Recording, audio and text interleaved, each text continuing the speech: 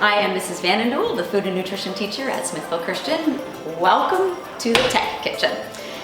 Today, our plan is to demonstrate for you how you can assemble your own cinnamon rolls at home. What you need is a nice bowl that can hold 2 cups worth of flour. Number 1, nice and level. 2, nice and level. To that, we are going to add a tablespoon of sugar, a half a teaspoon of salt. We are going to add 4 teaspoons of baking powder. The baking powder is so handy because when I add the milk in a moment, it is going to cause the first rise of my dough. The second rise is going to happen in the oven when we put it in at 400 degrees Celsius and 20 minutes. Now I would like to stir up and mix my white ingredients. And now I was really focused as I was doing all of that white additions there, but you really have to count very carefully just in case a miscount causes a few small issues. It's all mixed, so it's uniform, and we can easily plop now a 1/4 cup of margarine. Always need a fat in a recipe to give it good flavor. I do small chunks of that because I'm going to mix it in with my flour after I add my milk so that it is easier to distribute evenly throughout the mixture. Here is my 1 cup of milk. The minute I add this milk, it activates the baking powder. So you want to be ready and efficient with the addition and the combination and not over stir so that we lose that leavening property of the baking powder. So as I'm stirring to combine the ingredients, I'm going to explain to you that I've already over here assembled the filling for my cinnamon rolls.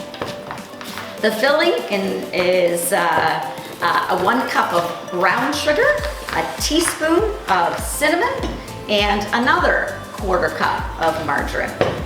You can use butter if you like. You can experiment with those properties or whatever you have on hand. And that's probably the reason why we choose this recipe to do often with our students here at Smithville Christian, is these are easily accessible ingredients, and they are wonderful smells to attract people to the kitchen, and a shareable recipe that makes nice 12 portions that we can love on our friends with. So as this is mixed, I am going to add a little flour to my countertop.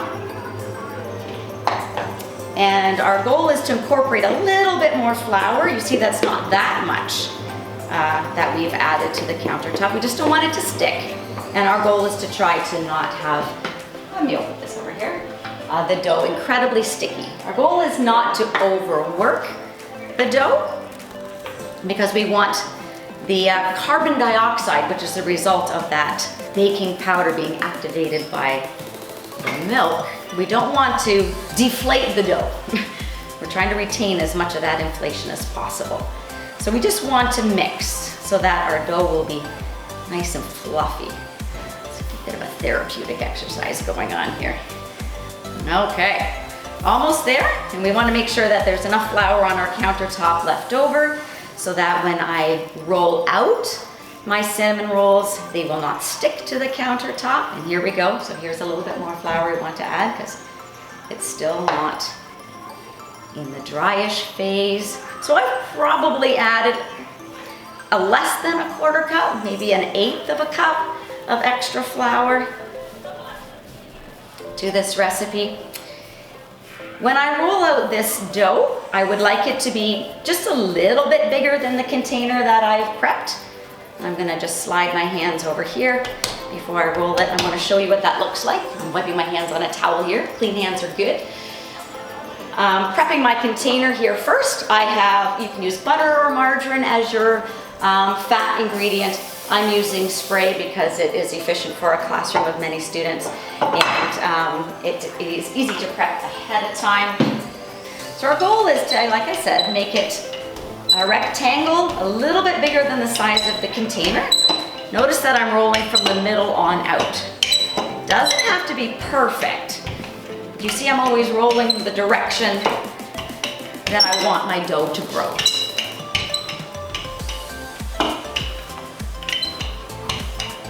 And there we go. And just to show you for a moment, a little bit bigger than my container.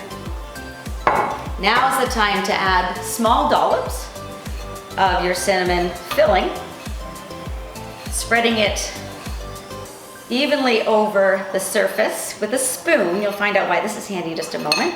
The back of the spoon or your fingers works really well to spread it uniformly in a layer that gives every piece of your cinnamon roll some flavor. Here. You don't have to be too gentle. This dough is very forgiving. It doesn't tear easily. So again, if you like more or less cinnamon in your filling, I don't recommend that you over microwave that recipe there. You want it just workable like this, not liquid, because it'll ooze over everything and then you got a bigger mess to clean up, and who wants to clean up a mess? Alrighty-o. I'm ready to roll, and what I'm gonna do is roll away from myself so that I don't get any messes on the countertop. And I use my flat hands so that I have uniform tension to roll my dough. Now my goal, because this is a little bit of math in this exercise, is to prepare 4 by 3, in other words 12 pieces. You'll notice here I cut it in half, and then I cut each section in half again. In order to get to 12, I need to divide each big section now into 3 pieces. And if you do it fairly swiftly, you won't schmuck your cinnamon rolls a whole lot. And now I'm simply going to start by placing them in my tray, 3 in each row,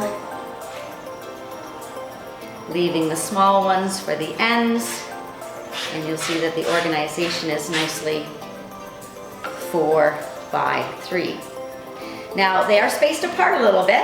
What works much better is that if each of the cinnamon rolls are touching one another so that the edges don't burn, and when they have a uniform thickness, because that takes a little practice to achieve, we know that they will then uniformly bake in your 400-degree oven for 20 minutes.